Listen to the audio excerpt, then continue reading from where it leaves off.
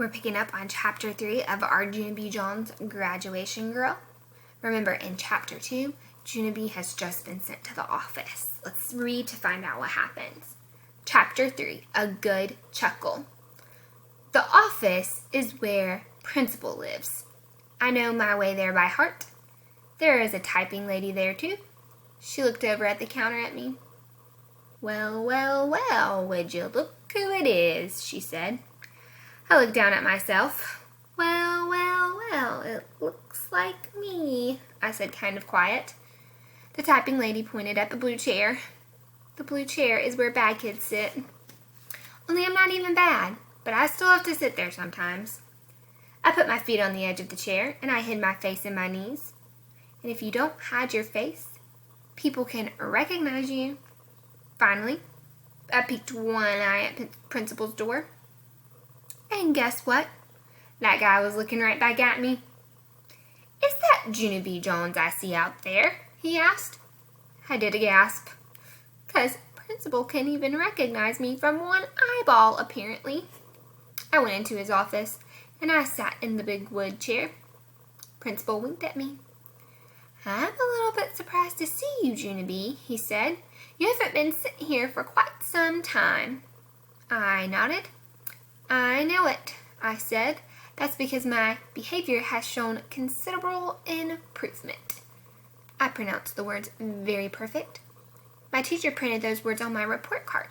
And guess what else showed improvement? My speaking, that's what.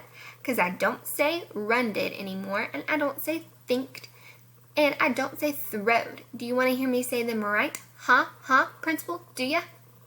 I took a big breath. Ran. Thought. Through, I said. I smiled very proud. See, I told you. Mother says I'm getting better vocabulary, I said. Vocabulary, said Principal. Whatever, I said. Principal smiled. Yes, well, I'm delighted with your improvements, Junie, he said, but if everything's gotten better, then why are you here? I wiggled in my chair, very uncomfortable. Because it wasn't my fault, that's why. What wasn't your fault? Said Principal. I wiggled some more. Then, finally, I told Principal about how my teacher made us write a graduation poem and how she said the last word had to rhyme with blue. And so Polly Allen Puffer rhymed the word with P-U, I said, but then Mrs. got very mad at him because she did not appreciate his behavior, young man. Only too bad for me, because my brain thought of an even sillier poem and my mouth couldn't hold it inside. Principal closed his eyes. He did some deep breaths. All right, he said. Let's hear it. I gulped, very worried. Then I made my voice real soft. Roses are red, violets are blue, graduation is here, and your feet smell like stink, I said. After that, Principal kept his eyes closed a real long time, and he did not say any words. Then, very slowly, he put his head down on his desk, and he started to laugh. His laughing got louder, and so guess what? Then I started laughing too. Do you see him? That poem was a beaut, right? Right, Principal? We're having ourselves a good chuckle over this, aren't we? Principal stopped laughing very fast. He raised his head again. No, Junie, we are not having a good chuckle. I'm sorry, your poem caught me completely by surprise, but I never should have laughed like that. He crossed his arms at me. You are right about one thing, though. Your poem is definitely silly, but silly things are not always appropriate to say in the classroom, are they? Your teacher made it very clear that she didn't like what Polly Allen Puffer had said, Junie, but you caught out your poem anyway. He made squinty eyes at me. And please don't blame it on your mouth, okay? You know you could have held it inside. I shrugged my shoulders.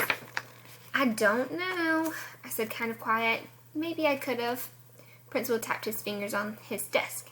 It's a very serious matter to disobey a teacher, Junie, he said. And I want you to sit here and think about how serious it is. Could you do that, please? Yes, I said. I can. After that, I squeezed in my eyes real tight, and I thought, and I thought, and I thought. Finally, I opened my eyes again. Good news, I said. I've said my last stink. Principal nodded his head. That is good news, he said.